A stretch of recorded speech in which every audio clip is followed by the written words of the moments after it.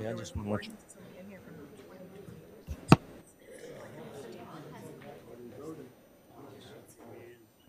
Jamie, you want to go first with your meeting? I'm at schools. You're at the rules. Okay. Start. Oh, We're going to start the rules. yeah, I mean, that before you don't want to be here. George, we're going to Yeah, start. it wasn't when I was looking at Yeah, you don't want to be here, George. Good evening. It's 6:03. We're going to start the rules committee meeting. Chief Bear, would you like to come up, please? Chief Bear.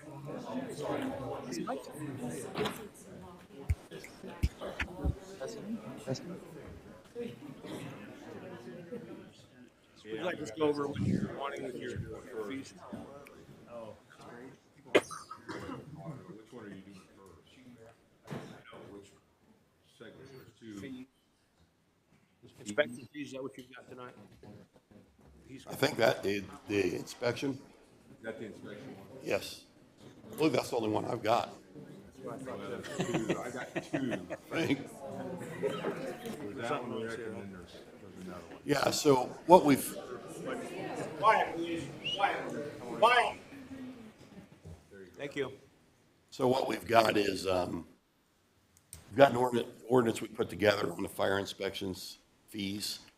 What we're running into is we're going out and doing a lot of fire inspections. Typically, we go out, we do an inspection. If they have any violations, we give them 13 days unless it's a serious violation, we give them 10.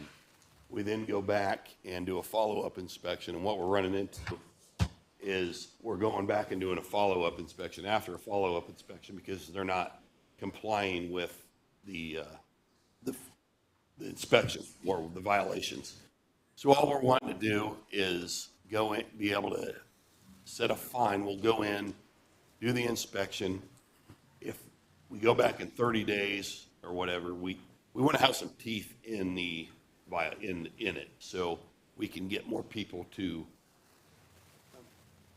work with this and get these violations taken care of. Some are very minor. I mean, we're running, but then others are things that, fire protection systems, hood systems, and we have nothing in place right now where we can give a fine. Now, obviously, the fine would go in front of the Board of Works and Safety. We would just place it on the business owner. Okay, I'm lost in the weeds. Where are you doing these inspections? Restaurants or All businesses. all businesses? So Doug Kitchell's my inspector. Probably over the last year, he's hit, let's say 55% of the businesses. Restaurants, a lot of restaurants are done by the state, Okay. but we go out and we try to hit all business. From hotels to restaurants, mercantile. Once a year or? No, well, yeah, typically, a lot of it depends on the type of business. Restaurants have to be done yearly, but then you have some mercantile, it's every 5 years. But we're so far behind with the inspection. We're going to businesses that's been in business for several years and never had a fire inspection done in 5-10 years. We try to be very lenient with them. We go out there, we talk to them, we show them kind of where the violation is and, they're good to go. Go back in 30 days and a lot of these places are like, oh yeah, we haven't done it. Go back 30 days later. Yeah, it's not been done yet. We're talking some things as simple as putting bulbs in exit lights. I mean, it's just, they see no reason to do it or just laziness or whatever, but. So will Doug coordinate with the state on these? So So that the you state- don't have both of them going into businesses in a short period of time? Doug's out daily doing inspections. Doug has a list he goes on. Now, the state, they don't let us know. I mean, he may come in here every 2 weeks. He doesn't talk with Doug, so they know where Doug's been or anything like that? No, he pretty much comes in and does his inspection and moves on.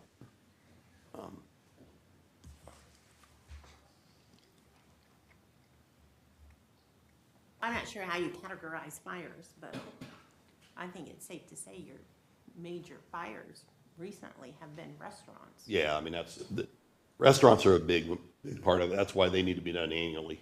They've got hood systems. Anything that produces grease has to have a hood system. A lot of the, to be quite honest, a lot of the mom and pop places, we don't have issues with. We go in there, come back, they've followed through and got it done. We run into more problems with some of the larger businesses, sending it to corporate don't get back with them or whatever. I mean, and like I said, we're not trying to go out there and make it difficult on them. We just want them to comply with and it's the fire code or the building code. So we just want something to be able for them to look at. If you don't comply with this, you could be imposed $100 fine next time you're here. Board of Works takes care of that? Yes, yeah, we would obviously bring it in front of the Board of Works. Okay. For a fine. Thank you. Any other questions for Chief? Did you and Dwayne get figured out what fund that was gonna be put into? We did, We were gonna put it in the ambulance fund. I know Kelly had said he wanted it in the unsafe building, but for what Rick wanted to be able to use it for, because he's wanting to use the fines for his department specifically for, training and. yeah, like anything public education, or if my inspector needs stuff, just, so. If we put it in an unsafe building, I don't know that we're gonna be able to track it as easily. Whereas if we put it in the other fund, we can track it. Pretty broad, because I mean, it's seen from tearing buildings down and stuff like that. Right. But he wants to be able to use that money specifically for his department for educational purposes, which makes it easier to track if we put it into the fund that we're already using that for, is what I was thinking. And they're both home rule funds, so I think it'd be all right. Yeah, I'm not particularly legal. So it would be the 466 then. 66 fund?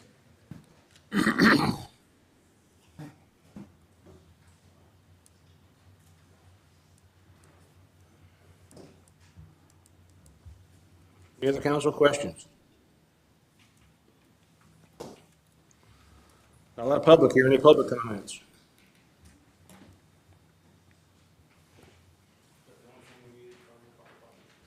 I think for your rules, it is. Thank you. Thank you. Are we in favor of moving this forward to the vote? Is it for tonight then?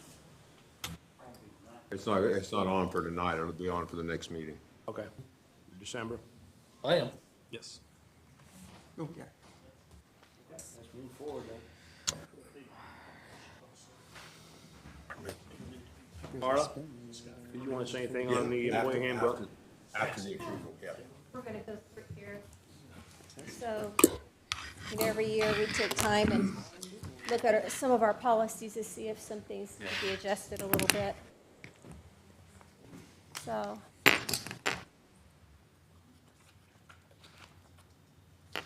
These are the adjustments that are listed up here that, we think that the city would function better with a little bit more wordage in place. So for the workman's compensation policy, just to make sure that we get the reporting into us, so that we can get the reporting to our workman's comp insurance company in time for them to report it to the state. They have deadlines too. So if our employees are late in reporting, getting the reports to us, it's just a chain effect that then our carriers late also. So we just wanted to have it in writing so that we have more of a 24-hour turnaround for our claims to be turned in. And then temporary remote work policy. This is just to clarify that we really don't have a remote work policy except if there's a state declared emergency. And we just needed that one line added to the policy that we have just for clarification. The attendance and standard working hours policy, just some extra wording there, so that our offices need to be open. We have a lot of complaints that our offices are closed during the day, during lunch hours. And this is just make sure that that doesn't happen. It never used to be a problem. And then all of a sudden, it's starting to be a big problem. So we need to kind of take care of that. Our uniform allowance policy, of course, we have an update for the police that we need to add to this.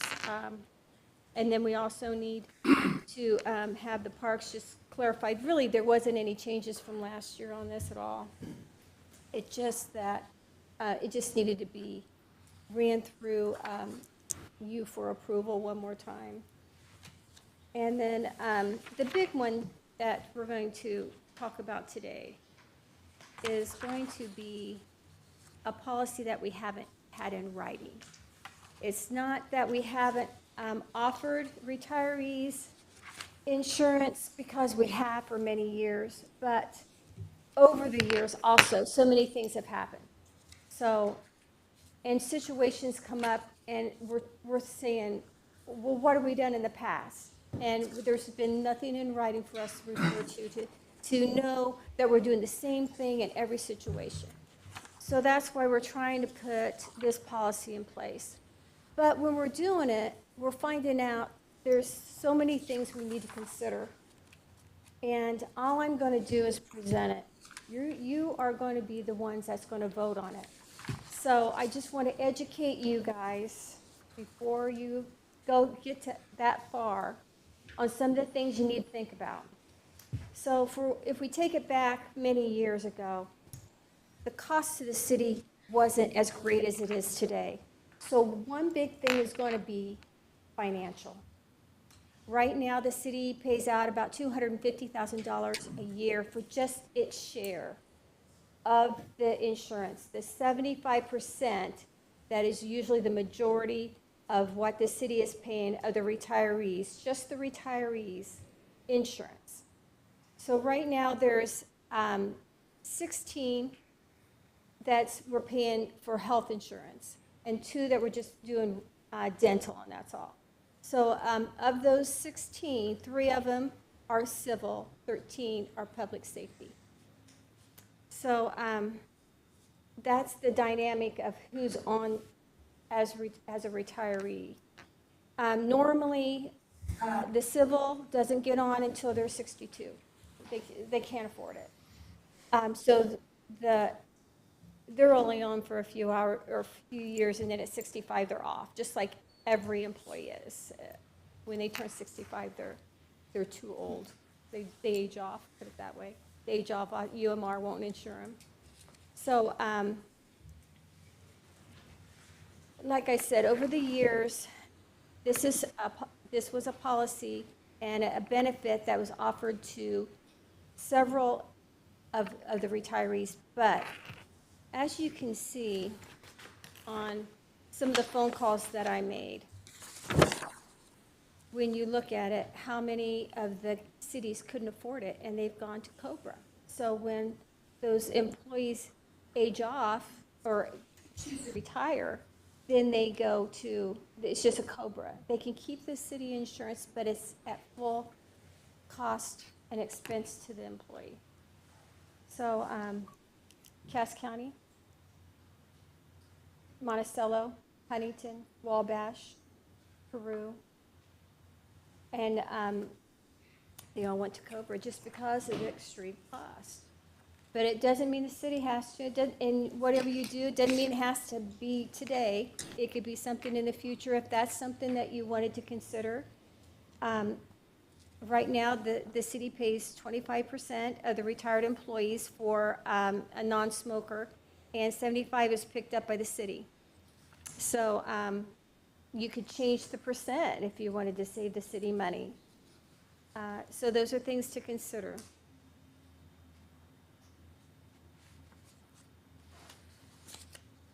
Just from, you can see the cost down for an annual cost of an employee at 25%. The employee themselves are paying over $5,000. but the annual cost to the city for that same non-smoker employee and spouse expense is $17,000. So anyhow, I just want you to be a little bit educated on that, and you could increase the employees' percent. You could make it for the age of only coverage from 60 to 65. That's some things that some of the city and counties have done. So those retirees that are younger would have the option then to either stay employed and keep their coverage. They would be able to go to another employer that offered health insurance to them, or they may be able to go on to their spouses. I mean, they'd have to weigh their options out to make that choice if they wanted to leave the city because of age. Over in Kokomo, they offer a stipend, and then they have to show proof that they are on marketplace insurance. So that's another option that they would have. And you wouldn't have to start this if you wanted to go to a COBRA, which I don't even know if that would be something that would be pretty dramatic, but if you could do it in 2025, give the employees a little bit of time. Start with, the future retirees to affect anything that you're changing today, instead of the employees that's been on it, and retired knowing what they thought they had. So anyhow, we have a policy that we need to come up with, just so we have reference to know what to do in situations where the spouse turns 65. She should go get her Medicare and her supplement then, and be off city insurance. We change insurances. We have to know that that they're affected if the city's, affected by a change of an insurance policy. Needs to be put in writing how that's handled. So anyhow, I come up with a policy. At one time, I did have COBRA on there. I took it off. It's just the premiums will be set annually, and I had at COBRA rates, and I had highlighted it so that, that if that was something you could add in there if you needed to, or I took it off because I could always put it back on. I think that scared some of our employees to see it actually on there. I thought, this is just a time for us to come up with a policy. It's not, this is something I came up with. We can change any part of it. But I just had something go by. Excuse me, Mark, can you tell me, I know that the employees get HSAs. How does that work? I mean, do they carry that money over into retirement if they don't spend it, or and how much does a normal employee accumulate? On the HSA, that's connected with our wellness program. So not only are these employees that are on city insurance having benefits for their insurance and dental and vision, they also have privilege to our clinic. So the Cass Employer Clinic is a big plus for them. So then they get free medications down there. Well, every year we have a wellness program that the city has in place that as long as they do certain requirements and qualify, the city will give the employee $1,000 into their HSA. And also, if they have a spouse that's covered on the insurance, that spouse also can participate and qualify for $500. So it's a $1,500 benefit there that's put into their HSA. Well, the HSA is for medical expenses. It could be on dental and vision both too. Some medications, eyeglasses. So each year can they put money of their own in those also, or not? And that's a limitation, and that's federally regulated. Yeah. So every year that kind of changes up a little bit, but they have their guidelines for that. Do the retirees still put money into that fund? The retirees don't really qualify for that. our employees do, but the retirees don't qualify for that section of that wellness program. So the retirees, what they get is a reduced amount of 5% of their premiums. But they don't qualify for the HSA, but they do qualify for the wellness. And also, as far as they get to go down there and get that reduced amount on their premiums, and then they do get all the benefits that the Cass Employer Clinic would offer them for the year. Does it does accumulate year to year The HSA, yeah, it does if they go through if they don't use it? It it just stays there for them, and yeah, and then they get to retain that when they retire? yes, they do. Okay.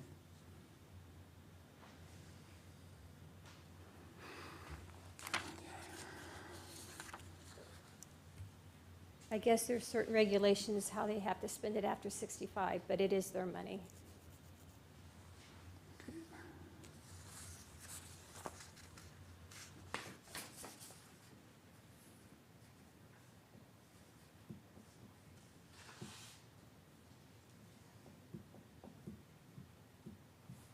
Any questions from the council? I guess my only question is, how vital is it to get this passed before the new council comes into effect? Because the way I hear it, it's going to have, potentially, depending on what we decided, some pretty big effects on some of the retired individuals that serve the community. We might all get voted out tomorrow, so I don't know if I feel comfortable voting on what happens to retirees that are going to be here longer than I will, potentially. If we can just pass a version of this, and this is pretty, what we have going on with this is pretty livable. But anything that you want to do in the future, then you can hold off on that, definitely. It is a big choice. It's a lot to consider. It'll affect all the retiring employees from then on, and that's something that we need to consider big time. I agree. But just to have a policy in place that, if you read through here, isn't very restrictive. Okay.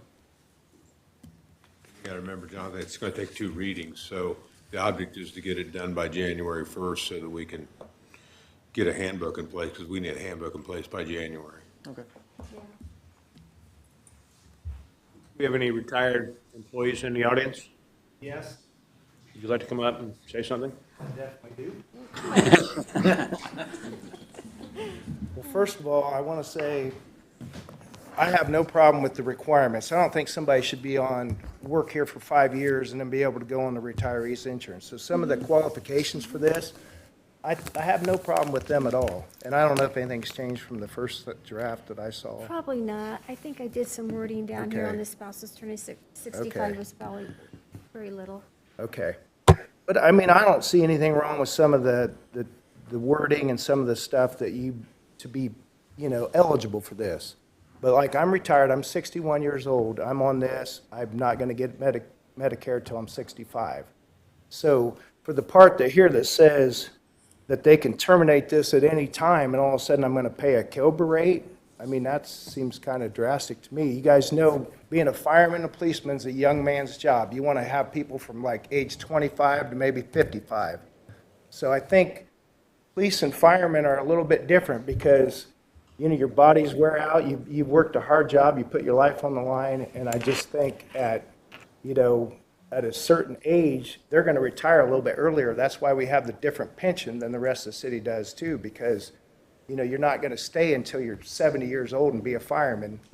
I mean, not realistically. I mean, I was, I don't mind saying I was a good fireman, but I got to an age where I wasn't as good as some of the younger guys, and there's a point where you need to retire and you need to move on and make room for younger guys. You want a big mix of guys. You want guys that are 25, you want guys 35, 45, 55.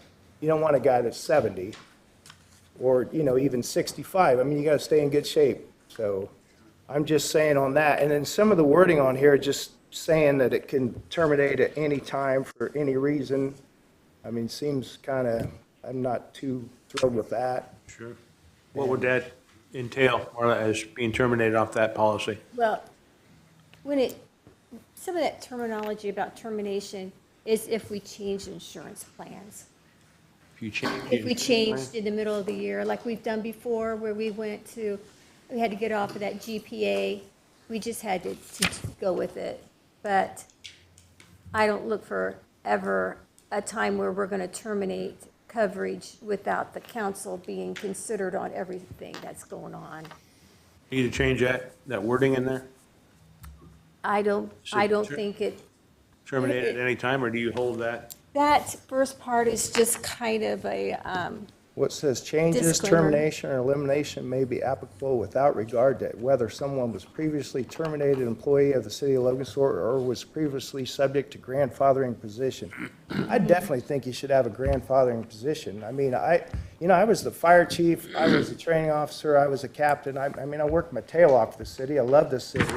And I don't want to be, just thrown aside someday and a year from now when maybe politics change or insurance changes. You know what I'm saying? I'm just It saying, can happen. yeah. I might. I think a lot of defer what- to Kelly on some of this terminology Yeah. on that, if it needed to be in there or not. I mean, I already decided to retire. Now, somebody might see this and say, okay, I think I'm going to work a few more years because I don't want this to happen to me. That's why I think at least the grandfathering thing should be in there, and maybe there should be some, I mean, it pretty much, to me, it makes it sound like they can terminate this at any time, like January 2nd of 2024. You know what I'm saying? I mean, and I hope not. This is my cousin. I don't think she's trying to mess me up or anything, but I'm just saying, you know what I'm saying? I think, Mark, I think part of that wording is in there because if we were to change policies, especially for the retirees, it doesn't guarantee that new coverage would accept them. So if that happened, we'd be hung out we'd be paying all their coverage without having any way to use insurance to back us up. Right. And I think that's the reason why that wording's probably. Okay, I understand that, It but would- I it would think you come should back reach to out to an this. insurance company that is going to accept that, say, well, if you want our business, you're going to do that, or I tell you, or Mark, whatever. I'm just, the insurance has changed so much in the Oh, I believe last, that. 12, 14 years. It's unbelievable. right. They sometimes make it so hard to, I don't know, just keep things going, I guess. I feel like, we were forced into practically going to a high deductible. Right, I mean, there's just things that happen we can't right. control. And you guys were talking about I still max out my thing every year because, I'm getting older, and I've stayed in pretty good shape, but, I mean, you put as much money into that, because when you get older, you're probably gonna use that deductible a lot more and stuff, but I was lucky with the city. I don't think I hardly ever in my 25 years met the deductible. I never fully used it. I mean, I used the dental, I used the eye, but, so that's just my 2 cents worth. And I'd just say this, Mark, and I don't think anybody's intent was to terminate the people that are currently on the retiree program. But I think that, like Marla says, each year we struggle with these guys, and we still haven't got a number on what it's going to cost us this year. We're still waiting for them. But we wanted to bring an awareness to everyone on the council of the expense that's associated with it and the possibilities that we may have to make changes down the road. I know exactly what you're saying. I fight the same battle as you. I didn't use health care when I was an employee, but I sure paid for it for all those Right. 35 years. Right. But now that I'm on Medicare and I've got health insurance, Sure. I'm glad that I do. Well, I mean, But we have, we're looking for some way to find a balance as we move forward to try and make it, the balance with insurance is the old create difficulties for the young, because you raise up a person that's trying to raise a young family, they've got to have family insurance, so their premiums are higher to balance off the people at the Right. top that use it like you and I do now. And trust me, I never dreamed I'd see doctors. It's almost like a vacation anymore to go to the doctor. You take the day and you drive to the doctor's office, and they take all your money before you even know it's gone. But the thing here is just to take a look at this. We're just looking for different options. I'll be honest, we had this discussion at, I think, a previous meeting where we brought it up. And, we had people reminding us that, well, I can retire when I'm 40 years old, or they were saying they could leave, you know, you get my 20 years, and I don't know how all that stuff works exactly. But the city can't afford to carry people on insurance for 20, 25 years after they've been gone. I understand what you're saying. You know, we're trying to look to the future for a balance to where we can Right. control costs and keep everybody insured. Right, that's why I don't have any problem with the provisions that are in there. You know, it's not that part, it's just the part where it pretty much says they can terminate you any time off that insurance, and then the grandfathering in too. I just think, you know, if I would have known that I could possibly be terminated at any time, maybe I would have stayed a little longer, or maybe I would have, you know, anybody that's coming up on it now might change their Right, mind. have a little bit different perspective. I don't know, I'm Yeah. just putting that out there to let you Yeah. know. I appreciate your Yeah. input, because All right, thank you. Thank you. It's an area that special expertise. I mean, it's not just, they have a lot of rules, there's a lot of federal regulations beyond the statutes about what you can do and what you can't do, and to know what you can't. I mean, it's not something, when you say, I'll talk to the city attorney, you know, hey, we need to talk to somebody if we want to plan how we're gonna do it for the long term, and whether we're gonna keep people in, how to keep them in, because it's, we just don't know, and it's beyond Marla. I mean, she's doing a great job, but it's stuff that there's lawyers that specialize in this area of law, and it's, and they're expensive as heck. So, yeah, this year for this policy, like, there isn't any cuts, it's just clarification pretty much, is all this is.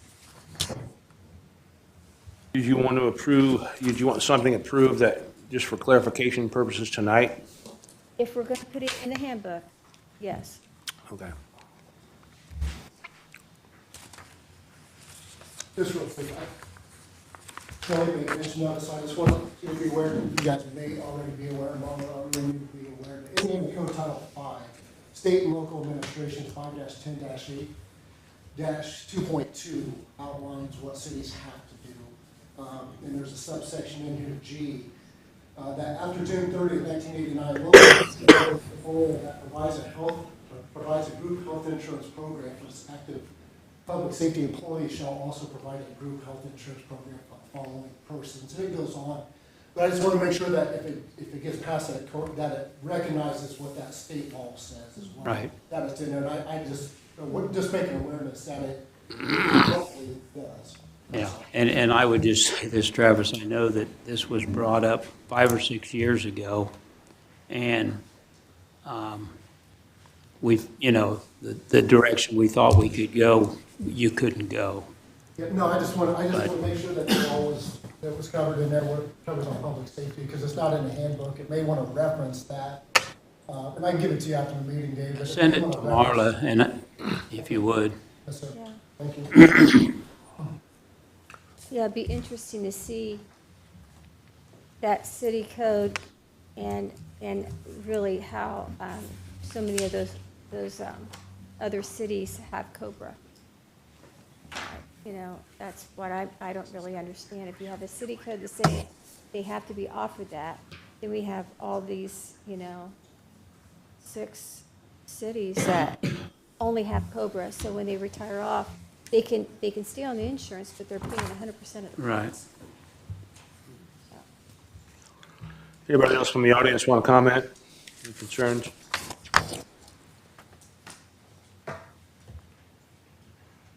What does the council want to do on this tonight? Any suggestions? I would say for the time being, we leave things as is, but I think there needs to be a real awareness, and like Kelly says, bring in somebody that knows a little bit more about it, make sure we know what the codes are. Because when you figure the premiums are costing us between $250,000, that doesn't have anything to do with any claims that are brought in during the year. And being self-insured, that can run into funds. Just not saying we need to do something, but I doubt if any of you realize the cost. Yeah, I wouldn't think we would. So it was something we felt was important to be brought up sooner than later. Making a motion to table this then for tonight? I'd like to have the one. Just that Just the item. clarification part Yeah. goes in still. The clarification part, does that include the statement that says terminated at any time? But we kind of explained that termination would only be if we change policies. If we change policies, insurance change policies. policies. Yeah, and that really is the way it's always been. Okay. Does that need to be in writing then? Those specific words like Why you said? wouldn't it? For future reference? Yeah, I mean, if, you're not going to be doing anything by terminating someone's coverage without notification or reason or voting or something.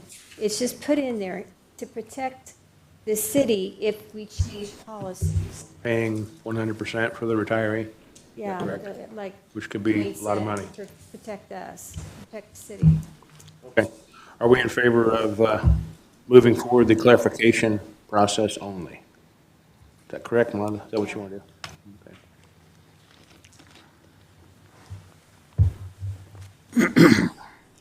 Okay. Larry? John? I am too. Okay, we'll move that forward. Thank you, Marla. And then we have the holidays, or the holiday schedule for 2024. And there they are. Just the dates are adjusted, no changes, really.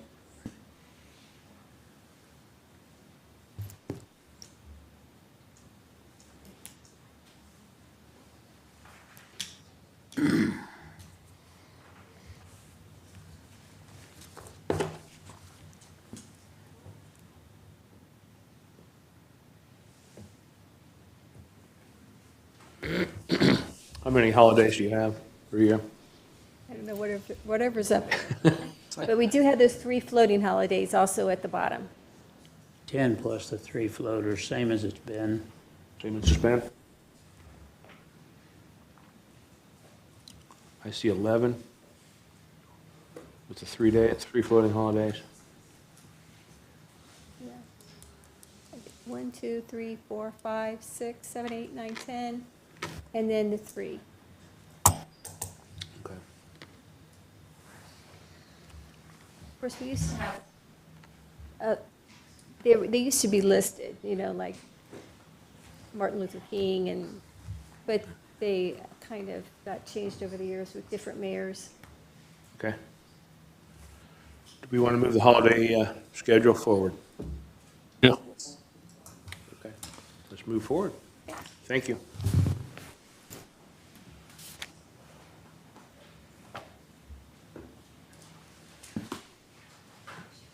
Anything else pertaining to the Rules Committee? Rules Committee meeting is over at 6:40. At 6:40, I'd like to call Parks Committee meeting. So Jan, if you want to come on up, we'll talk about, we're going to talk about rules with the dog park, and then we have a couple transfers I was going to bring up, so we can move them to finance. Neither one of these are on the next agenda. You can make it the quick thing and you can get going on. Thank you, Jan. Oh, Dwayne already gave us this, I think. So this, while I'm talking, the first one is a transfer from gas, oil, and fuel, which we've done very well with this year. So that And we- I'm sorry, Dwayne gave us a copy. Oh, he already gave it. Of the to you? transfer, yeah. Okay, well, here's the. But it's not as pretty as yours. Yeah, yours has more color to Um, it. Anyway, it's so we can get a new heater for the maintenance barn. That's what we're trying to take care of. Where's the maintenance barn? Over on Second and Wabash Avenue. Okay. Over by Revolutionary Church is there now, I think. So, anyway, so that's what the cost of a new heater. So we get that done here shortly. And then the other one is our dog park rules, and the Parks Board and our Parks Foundation have worked really hard on these rules. We've looked at a lot of other communities and what they have and have done. Certainly, our signage will reflect these, especially if you'll notice that there's a couple of things there that our insurance representative requested that I put in there about referring to the recreational use statute that basically says if you go on property that you're invited to go on and you have an accident, then you are responsible for those, for whatever happens to you. The other one is the, I can't think what it's called. I didn't save myself a copy of that. It's right under there. I'm sorry. You're fine. And Dwayne had it. The Indiana Tort Claims Act, where as long as we have provided, they generally talk about extreme sport area, but so basically the thing is saying that we have a set of rules, a warning considering hazards and dangers, and a statement that the extreme sport area be used only by persons operating within that area. So, and our rules will also reflect that as well. So, so pages 4 and 5 are the actual rules, and you can see the warnings and the statements about excessive use, I guess, if you will. So, anyway, and feel free to call me at, if you need to later on after you've had a chance to read through these. And, any questions right away that I can help you with? Well, we've started demolition and actually installation of water and electric lines, and we're getting our orders together. We hope to have a ribbon cutting in the spring, maybe before spring break, maybe after spring break, just depends how the weather holds out for us this year. And so we're getting there. But I'd like to have these rules flushed out right now so that I can get those signs ordered. We're working with Split Road Media on getting those prepared for us, and so. Well, I sent them out about 10 days ago, so Okay. they've had a chance to look Okay. at them. Does anybody have a problem moving these forward? Nope. Okay, so we're at the December meeting? December They're in 4th. I think they're set for the next meeting. I don't think I got them in there for this meeting. No, that's why I said they're not in tonight. The Yeah, they're December not in, meeting? but they will be, yeah. Yeah, the December, so, okay. All right. And then any, Mr. Morse, you probably already know when you're gonna have a finance meeting, I would assume, Yep, we're looking at probably, actually next Monday, next Monday? because we're hoping to have some insurance numbers in the next day. Okay. So, does Can we anybody include have? that next week then? Pardon? Can we include that next week with transfer? Yeah, sure can. Thank you. All right, thank you. Thanks, Jane. So it's 6:46 and I'll close the Parks Board meeting.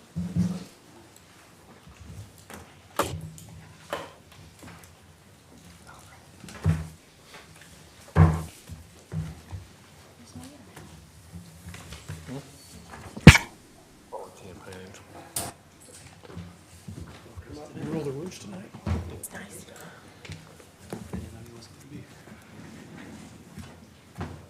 There he is. Hey, just in time.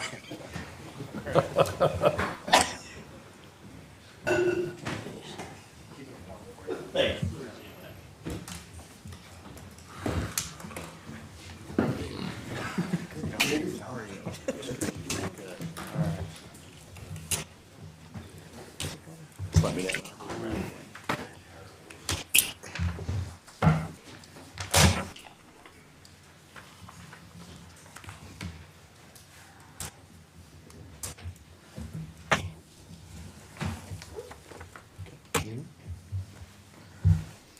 Good evening. It's 6:45 p.m. Monday, October Whoa. November 6th, 2023. I'm Mayor Chris Martin calling to order the regular session of the Logansport Common Council. We'll start with the Pledge of Allegiance. I pledge allegiance to the flag of the United States of America and to the republic for which it stands, one nation, under God, indivisible, with liberty and justice for all. Roll call. Amy Dinsmore, Present.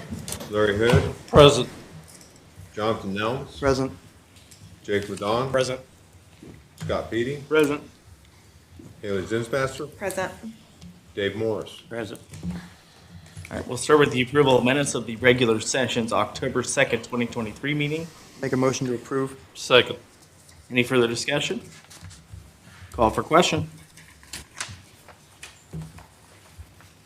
Amy Dinsmore, Yes. Larry Hood, Yes.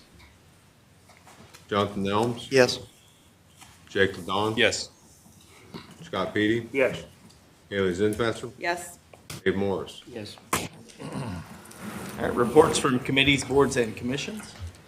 On October 23rd, we had a utility committee where the Headworks sewage bond was given the go-ahead to move to the finance committee. And on the 23rd, we had the Finance Committee meeting where the bonds were approved to move forward to the council meeting tonight. We had gentleman, Jeff Messer from Baker Tilly, who came to talk to us about investments. There's a couple items on the agenda tonight. The airport bonds were presented by Andy Mauser of Baker Tilly and were approved to move forward. Bill Cuppy was here to speak on the amendments in the resolution for the Chase Davis property annexation. We moved an appropriation request for Christopher Burke Engineering LLC to do a revised flood map along the Eel River. And we had several transfers, parks, community development, and police. And lastly, we had a funding request for Pets R Us for the months of July, August, and September. Most of those are on tonight's agenda. Mr. Mayor, we had a Rules Committee meeting 9/25. We discussed Memorial Home roof bids and the employee handbook changes. We also had a Rules Committee meeting tonight, which we discussed the fire inspection fees and the employee handbook. At 6:40 tonight, we had a Parks Committee meeting discussing dog park rules and transfers. All right, any other reports from committees, boards, and commissions? All right, on to old business, ordinance 2022-51, Councilman Nelms.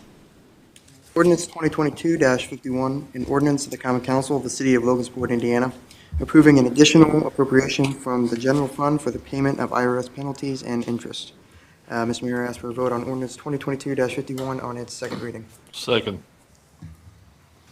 I want to note, this is the ordinance that we started last year. It's been hanging, we tabled it until we could find out about the IRS abatements. We have gotten our IRS abatements for over the 200,000 in penalties that was handed to me. So we've got that done. We won't need the money. So this is just to kill the bill so that we don't have to worry about it. Yeah, exactly. Any further discussion? Call for question. Scott Petey, This is to kill the bill, correct? this is to kill it. Okay. Yes. Scott, you want to vote? You want to vote no, though, to kill it. No to kill it? Yeah, you No. want to vote no to kill it. Okay, no, sorry. Dave Morris, Want to kill No. something? Amy Dinsmore, No. Larry Hood, No. Jake Ladon, No. Haley Zinsmaster, No? Jonathan Nelms. No. All right, ordinance 2022-51 does not pass. Ordinance 2023-19, Councilman Hood. Ordinance 2023-19 is an ordinance of the City of Logansport, Indiana, annexing territory to the City of Logansport, placing the same within the corporate boundaries thereof, and making the same a part of the City of Logansport. Mayor Martin, I ask for a second vote on ordinance 2023-19. Second. Any further discussion? Yeah, I think this is the one we need to table Yes, until we need later. to table this until after we've passed resolution 2023-138. So I would think you would table it until the end of the meeting, make this your last ordinance of the night.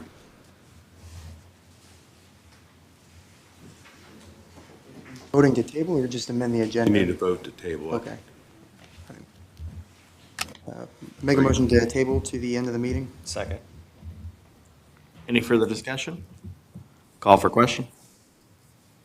Jonathan, did you motion to table it?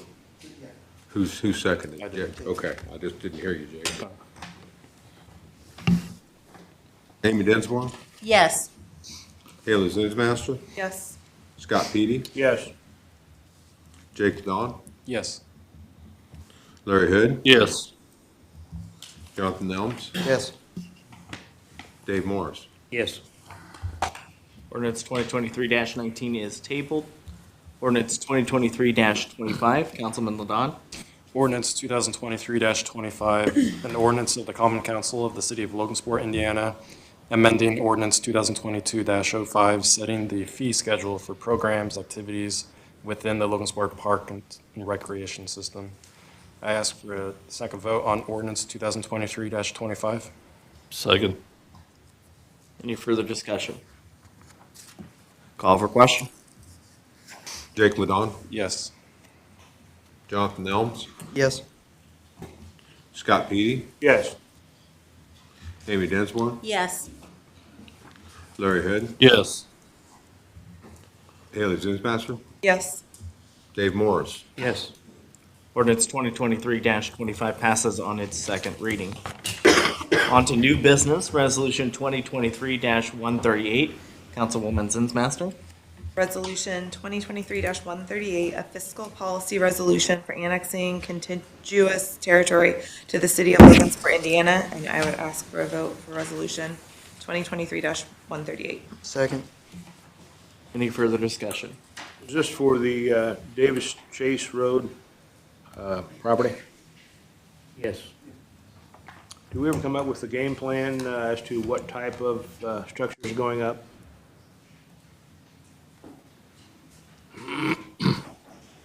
This was just for the police and the fire, the additional, Yeah, this doesn't have to do with the plan going forward. This is you have to pass a fiscal plan to show, within the first year of the annexation, you have to provide fire and police protection. And then within 3 years, you have to make available the property for utilities if a developer comes and wants to do that. The city does not have to pay for it. They don't have to build it out in the first 3 years. So this has nothing to do with what our plan is. This is just the piece to still trying to get it annexed. And when will we see the plan as to what you're going to put up and if trees are cut down or if the area is changed drastically? The area won't be changed drastically because we have a wetland study that you can't interfere with the wetlands that are deemed the areas, and that's the tree area. And They the stand up against the state- creek that goes right down the middle, Okay, so we're not able to touch that. okay. Thank you for doing that, Bill. Yep. Any further discussion? Call for question. Amy Dinsmore, Yes. Dave Morris, Yes. Jonathan Nelms, Yes. Scott Petey, Yes. Jake Ladon, Yes. Larry Hood, Yes. Haley Zinsmaster. yes. Resolution 2023-138 passes. Resolution 2023-139, Councilman Morris. Resolution 2023-139, a resolution of the Common Council of the City of Logansport, Indiana, allocating funds for the support of Pets R Us / the Cass County Humane Society. Make a motion to approve. Second. Any further discussion? We haven't had any other issues with them since we talked about it last, have we, Dave? You know, No, not that I'm aware of. We have the ongoing dog situation with the ones that attacked the lady. We're trying to figure out how to handle those. They've been out there now 60-some days. Other than that, I'm not aware of any. okay. Any further discussion? Who gave me my motions here? I was busy rolling. I seconded. You did? Okay. I seconded, yeah. You second, okay. All right, call for question. Haley Zinsmaster, Yes. Larry Hood, Yes. Jake Ladon, Yes. Amy Densmore, Yes. Dave Morris, Yes. Scott Petey, Yes. Jonathan Nelms. Yes. Resolution 2023-139 passes. Resolution 2023-140, Councilwoman Dinsborn. Resolution 2023-140, a resolution of the Common Council of the City of Logansport, Indiana, transferring appropriations for purchase of a scanner for the Office of the Community Development.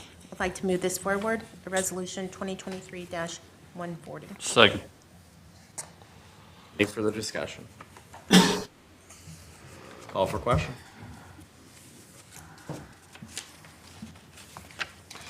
Haley Zinsmaster, Yes. Jake Ladon, Yes. Scott Petey, Yes.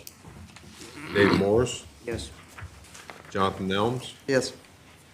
Amy Densmore, Yes. Larry Hood. Yes. Resolution 2023-140 passes.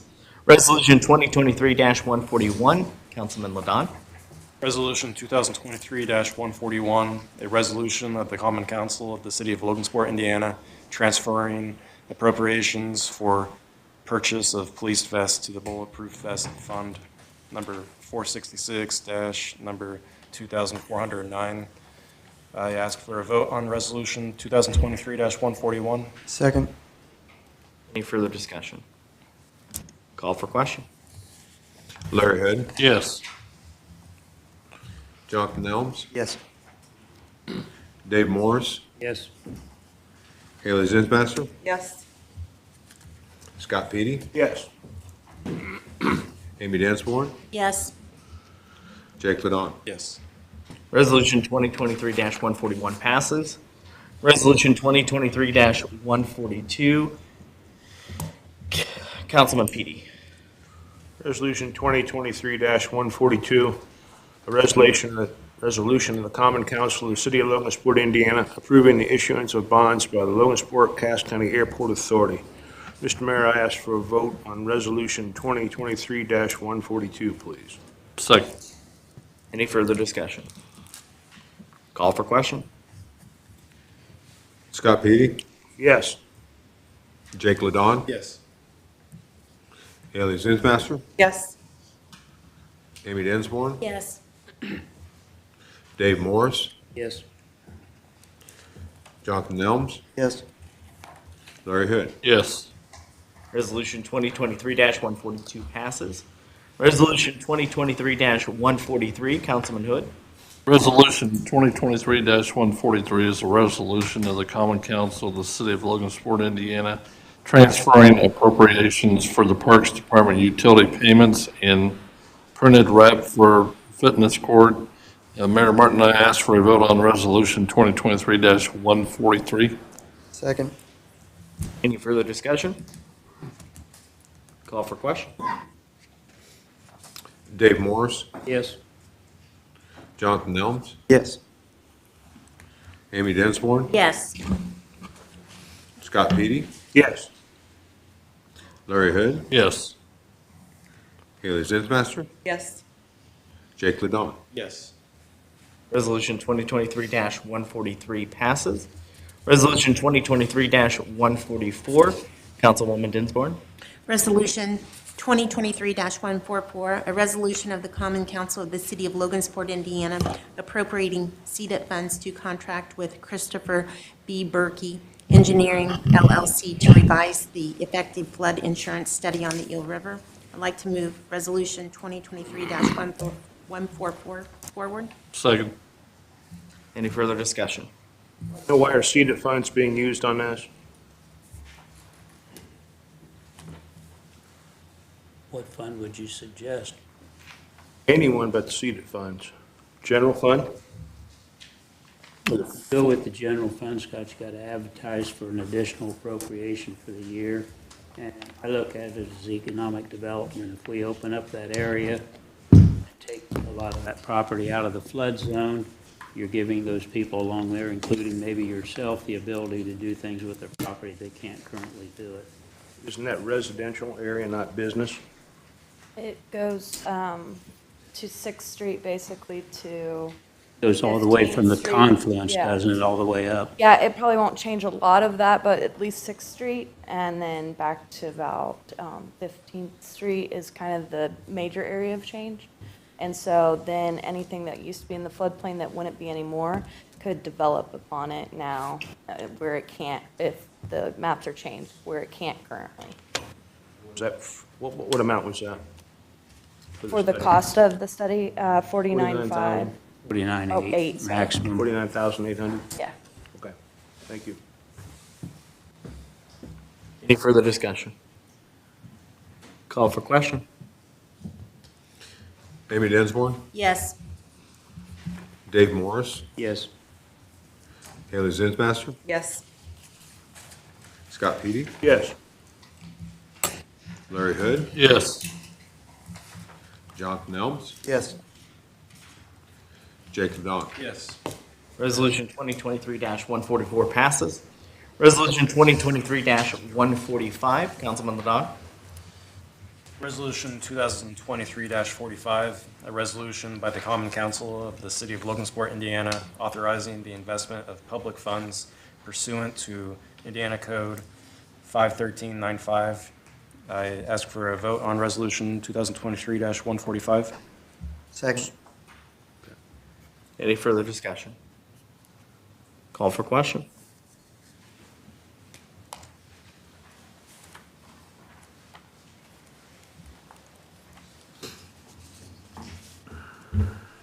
Dave Morris, Yes.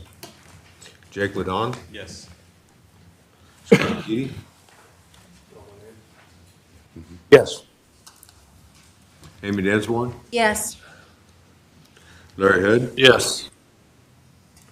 Haley Zinsmaster, Yes. Jonathan Elms. Yes.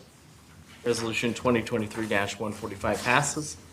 Resolution 2023-146, Councilwoman Zinsmaster.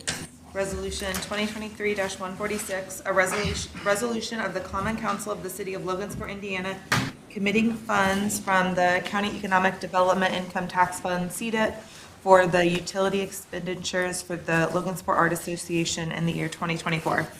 And I would ask to move Resolution 2023-146 forward. Second. Any further discussion? Once again, I'd like to know why CEDAT funds are being spent on this. It's a nonprofit, is that correct? Yes, and if, I'm not sure if you were at the meeting or not, Scott, I don't mean that, other than I don't remember. We budgeted funds up to $10,000 for the Art Association. It was put in the budget for next year.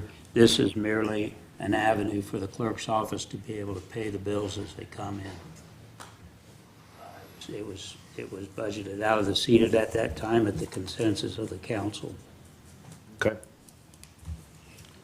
I'd like to state that I'm for the Art Association, but not with CEDAT funds. Any further discussion? Call for question. Amy Dinsmore, Yes. Larry Hood, Yes. Jonathan Elms, Yes. Jacob Don, Yes. Dave Morris, Yes. Scott Petey, No. Haley Zinsmaster. Yes. Resolution 2023-146 passes. Ordinance 2023-26, Councilman Morris. I'd rather read a shorter one. Okay. Ordinance 2023-26, an ordinance concerning the construction of additions and improvements to the sewage works of the City of Logansport, Indiana, the issuance of revenue bonds to provide the cost thereof, the collection, segregation, and distribution of the revenues of said sewage works, safeguarding of the interests of the owners of said revenue bonds, other matters connected therewith, including the issuance of notes in anticipation of bonds, and repealing ordinances inconsistent herewith. Make a motion to approve. Second. Did he get paid by the word on that, Greg? Bond counsel did. Any further discussion? All right, call for question. Jonathan Nelms, Yes. Larry Hood, Yes. Amy Dinsmore, Yes. Jake Ladon, Yes. Haley Zinsmaster, Yes. Scott Petey, Yes. Dave Morris. Yes. Ordinance 2023-26 passes on its first reading. Ordinance 2023-27, Councilman Nelms. Ordinance 2023-27, an ordinance of the Common Council of the City of Logansport, Indiana, amending ordinance 2022-40, establishing the longevity pay for civil city employees. Mr. Mayor, I ask for a vote on ordinance 2023-27 on its first reading. Second. Any further discussion? This is merely just to update the longevity pay for civil employees. This first reading on that. It was already put in the budget at the higher level. I had a request from Aaron. I'm going to look into it, Aaron, and we'll have a finance committee meeting. I sent an email to Jeremy asking for your salaries and whatnot there so we're supposed to kind of keep them balanced, so I just want to see where they're at. Aaron had requested they don't get longevity from the city, the people that work for planning there, because they get half their pay from us, half their pay from the county, and it's supposed to stay on about a 50-50 even keel, so we'll look into that. Any further discussion? Call for question.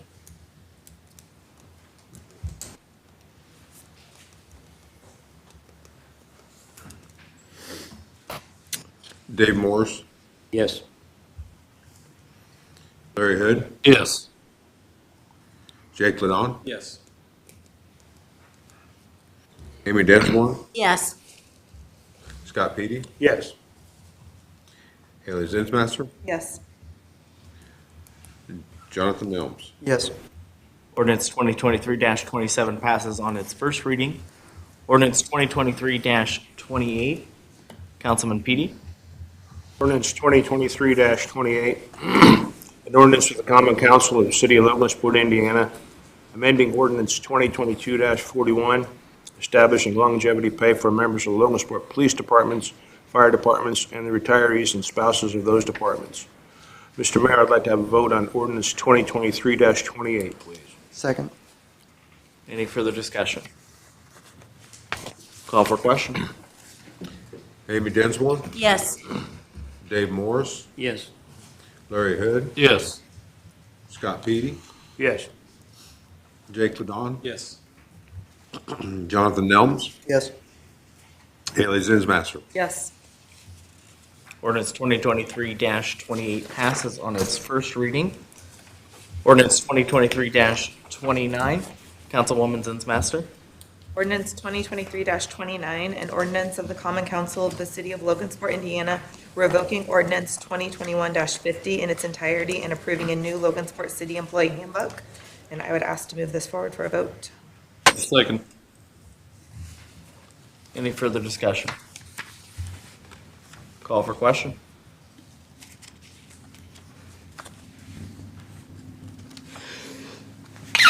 Excuse me. Joe?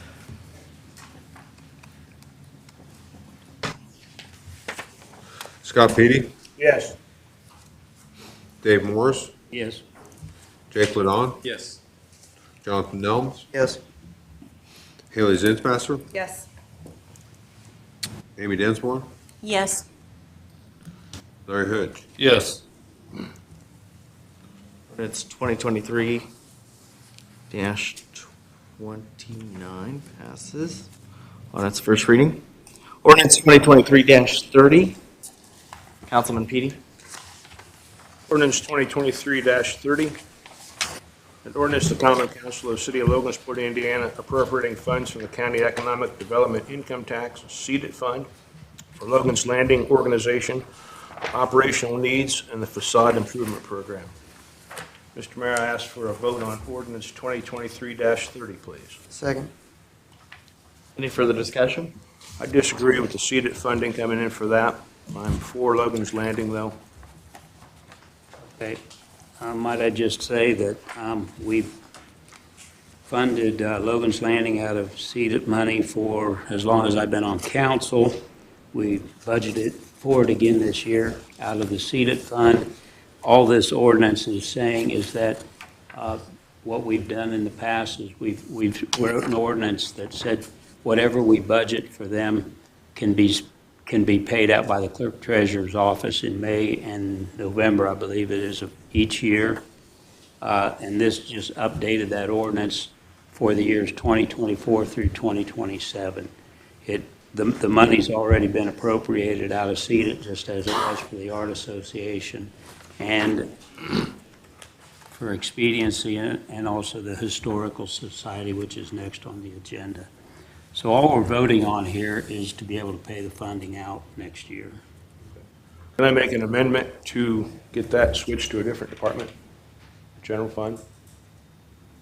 Make a motion for, I mean, if you want to amend the ordinance. I would like to make that motion. But to do that, you're gonna have to, You have to change the salary. you'll have to change all the budgeting with it. Okay. I'll let it pass, but as for the record, I'm against seeded funding for this and the Historical Society, which I also support. Okay. I just am not happy with the funding coming out of seeded. Well, we discussed this during budget talk, Scott, so that would have been the appropriate time to bring it up. Okay.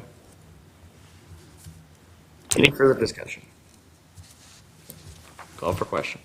Scott Petey, Yes. Jonathan Nelms, Yes. Haley Zinsmaster, Yes. Jake Ladon, Yes. Amy Densmore, Yes. Larry Hood, Yes. Dave Morris. Yes. Ordinance 2023-30 passes on its first reading. Ordinance 2023-31, Councilman Morris.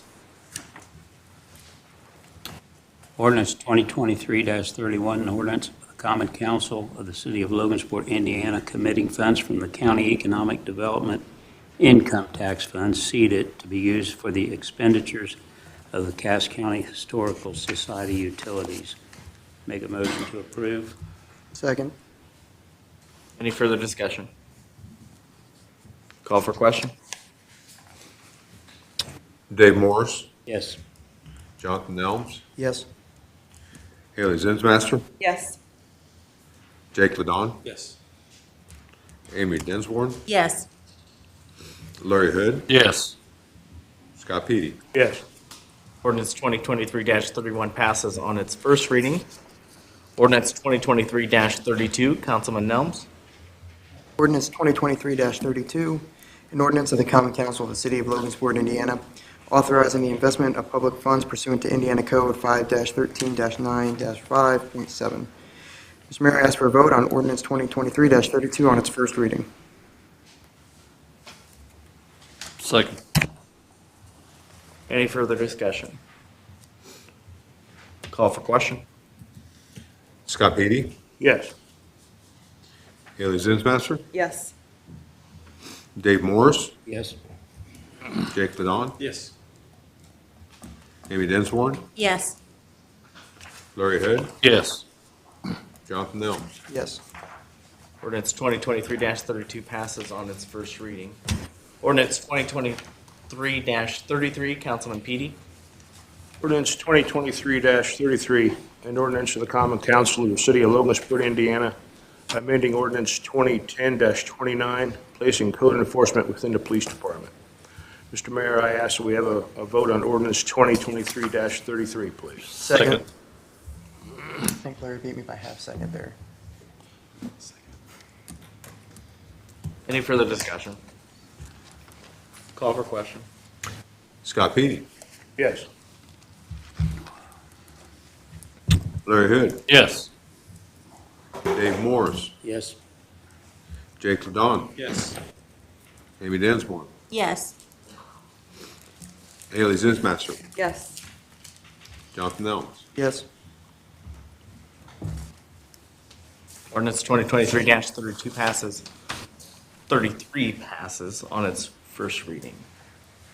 Public comments. Anyone in the audience would like to? Slow down, Seabiscuit. We're going back to the table. Go back to the original.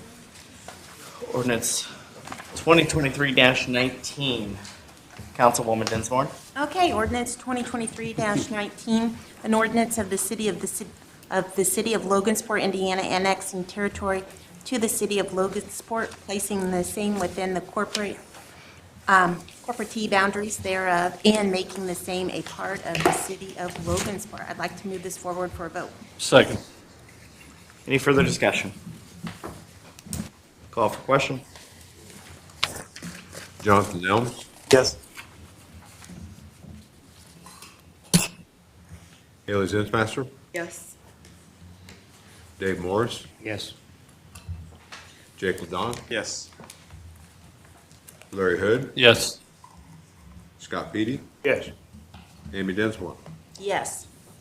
Ordinance 2023-19 passes on its second reading. Public comments. Anyone in the audience who would like to make a comment? Please come to the microphone. State your name and address for us, please. Thank you, Paul Wilhelm, 630 South 15th Street. Just wanted to give the council a brief update from last month when I was here. As you know, there's some plans for the urban park were produced. We've since seen the actual floor plans, which effectively reduce the amount of square footage in the building itself where the museum is, down to probably 30%. Out of that, you're going to have ADA walking spaces. It essentially turns the entire building into a public restroom with limited space available for the Iron Horse Museum. Since I was here, we've been collecting petitions. As of this evening, with what I expect to come in from the 3 people that still have petitions outgoing, we're at 972 signatures. We have 22 letters from local business people.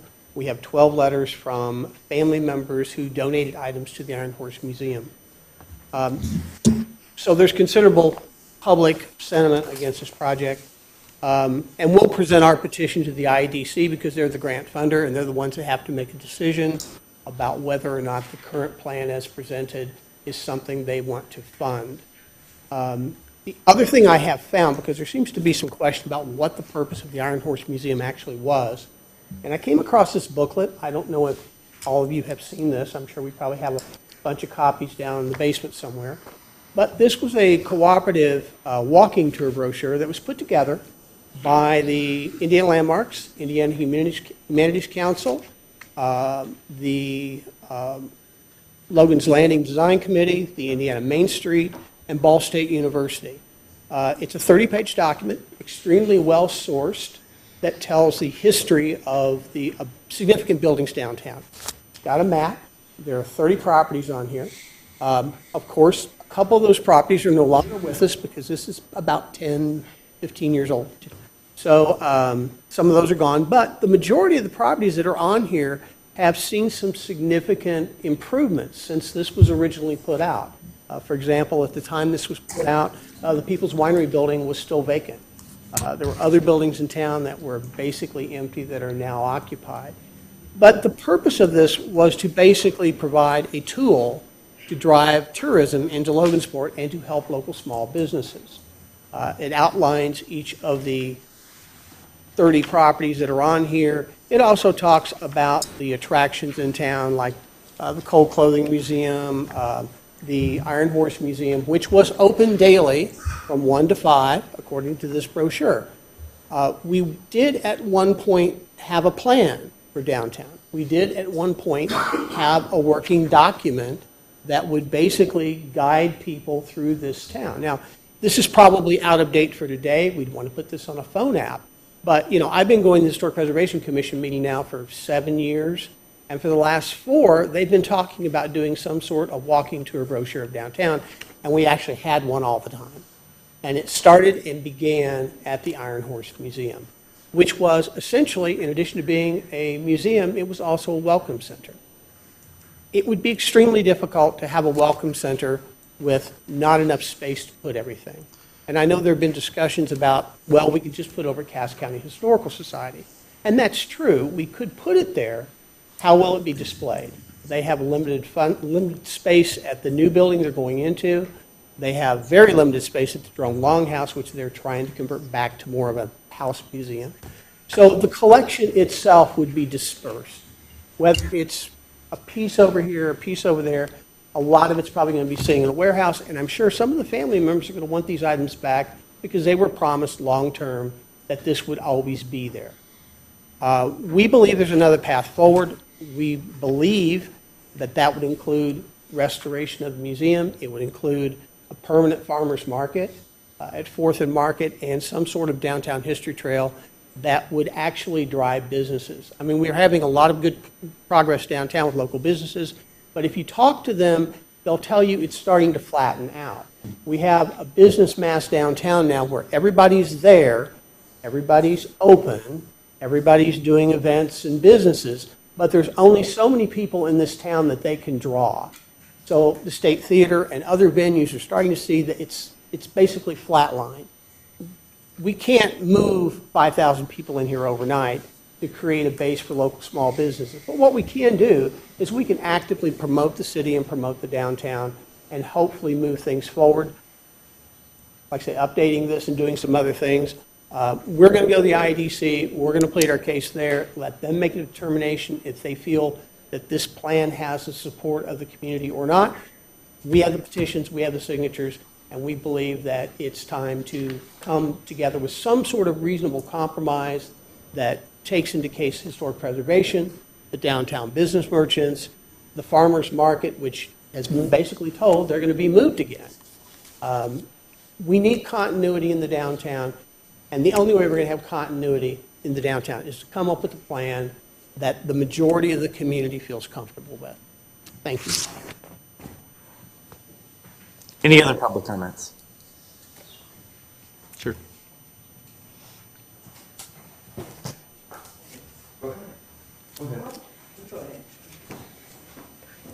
I'm fine, go ahead.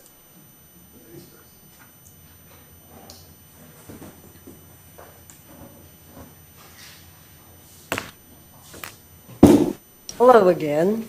My name's Elizabeth McQuinn. I live at 1220 East Market, and I'm here representing the veterans and people in our community that are deeply disturbed and offended by the proposition that our train depot Iron Horse Museum would be turned into the public bathrooms. As many of you know, with the ADA requirements, it will take up the majority of the building. Now, the reason that I brought this sign in tonight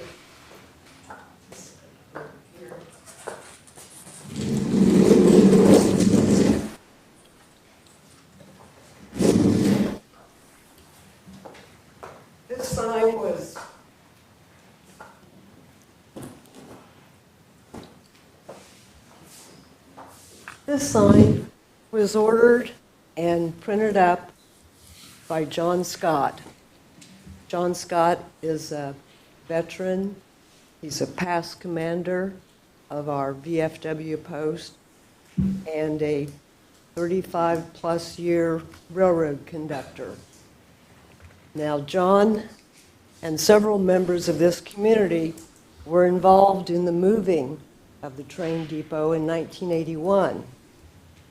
These retired railroaders and many of the Italian families were promised that the Iron Horse Museum would stay in that location. I think some of the other people have talked about, we found out the actual date that the depot was constructed in the Vandalia Yard is 1849. Now, the idea of putting bathrooms inside this building that's over 100 years old, I think that once engineers are consulted, it will be proven that that will basically destroy the building. The reason that I am here is because, as I've told you before, many of the Italian families here in Logansport were disproportionately drafted in World War II because they were railroad workers. And as John's sign shows, this was a major railroad hub. They went to Italy. They rebuilt the railroads as the Allies chased the Nazis up the boot of Italy. Some of them gave their lives there. Some of the Italian families here traveled and brought home the bodies of their loved ones. One of those was the Donato family, and that young man is buried up at Mount Hope.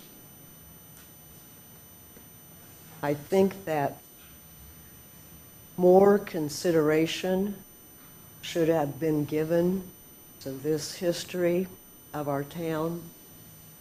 And the reason that I asked John if I could bring his sign here tonight was to show you how deep the railroad roots are in this community.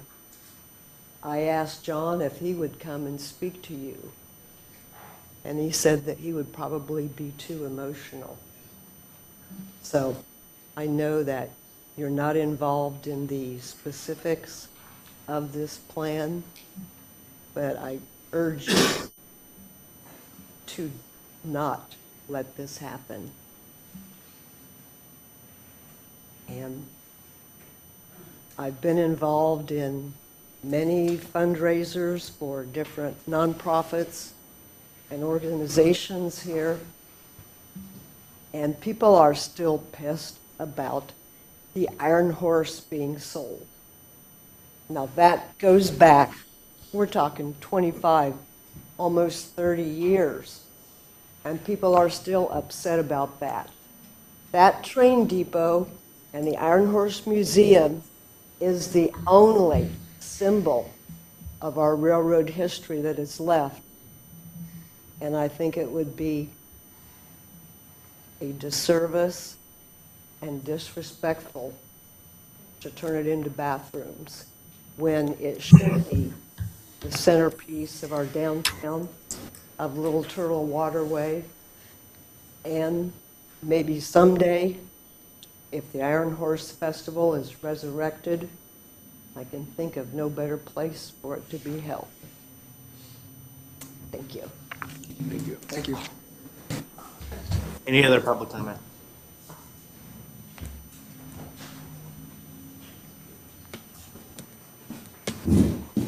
Good evening. I had not planned on talking tonight, but I got to speak my mind. Most of you know that I'm George Franklin. I'm the executive director of Logan's Landing. And guys, I respect your compassion and your passion for your beliefs. But I can't sit back there and not say this. I've got to correct some half-truths, some misinformation that has been spread out there.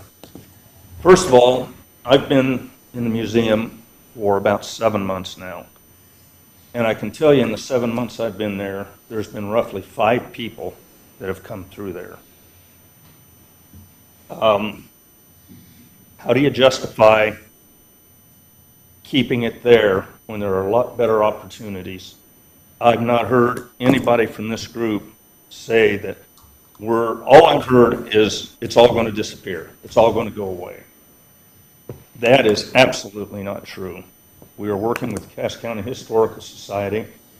We are exploring the possibility with them on the first floor. They're going to take up to 25% of that building and designate it as a specific area for the history of the railroad in Logansport. The vast majority of what we've got will be transferred to the Cass County Historical Society. where it will be much, much better displayed and have a lot more opportunities for people to come and see it. I would invite any of you down there anytime, come down and take a look at that. We do not have adequate space for the amount of railroad memorabilia that we've got down there. We've got it setting on top of each other. We've got stuff sitting behind each other. You can't begin in the glass showcases, you can't begin to see half of what we've got because we don't have the space. It would be much, much better suited and much better displayed to be put in the Cass County Historical Society. But I've not heard one mention from anybody that that's the plan. That's what we're working toward. And again, I respect your compassion or what your beliefs are, but I strongly disagree with you.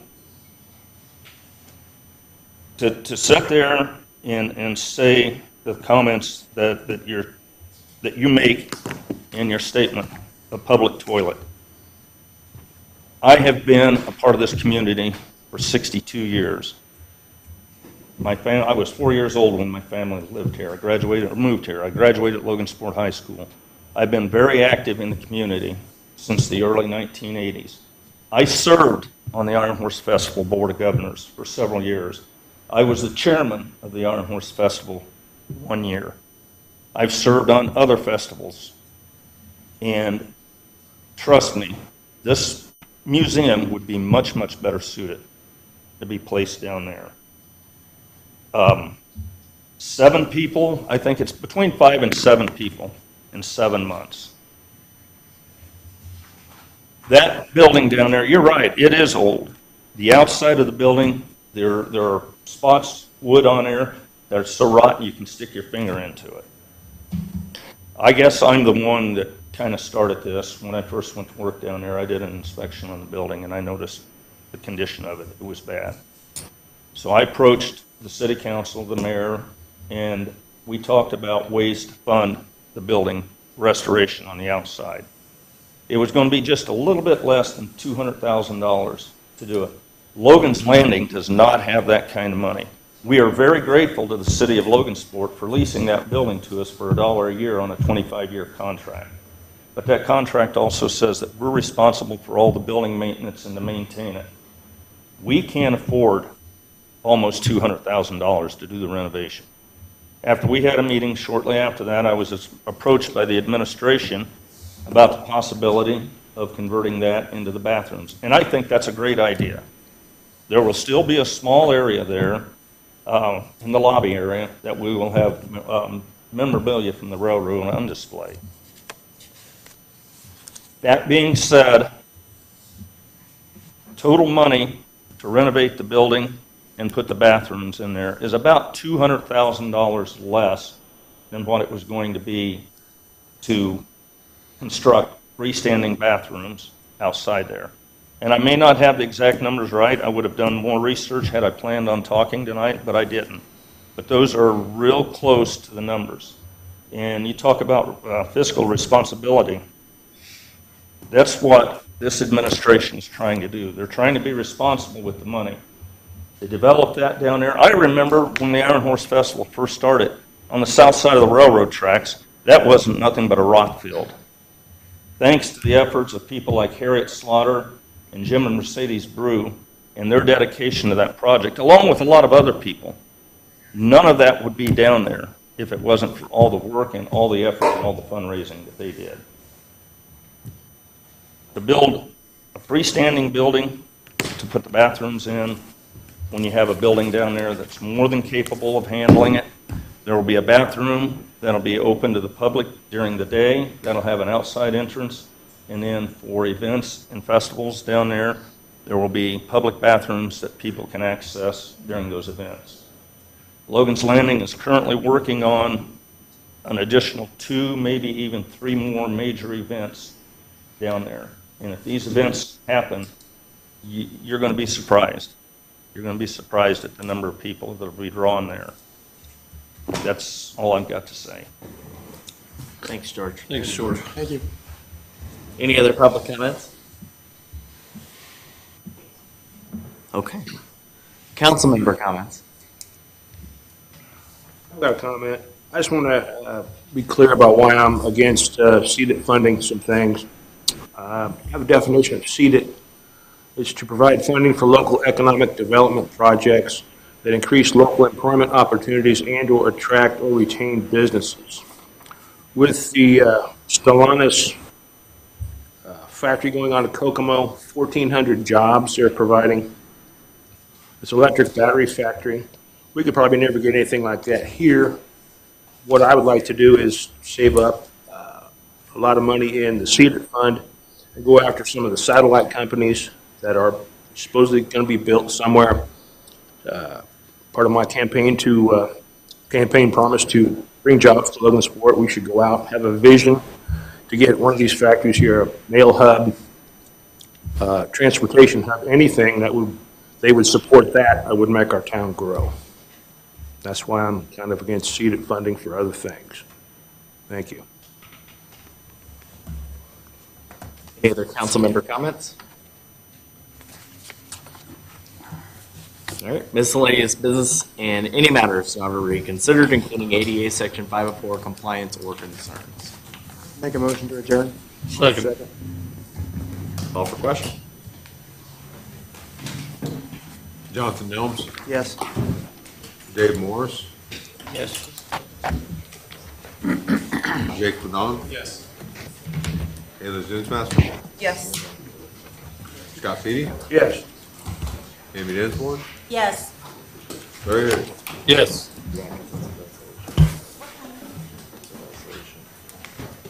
We are adjourned. Have a great night.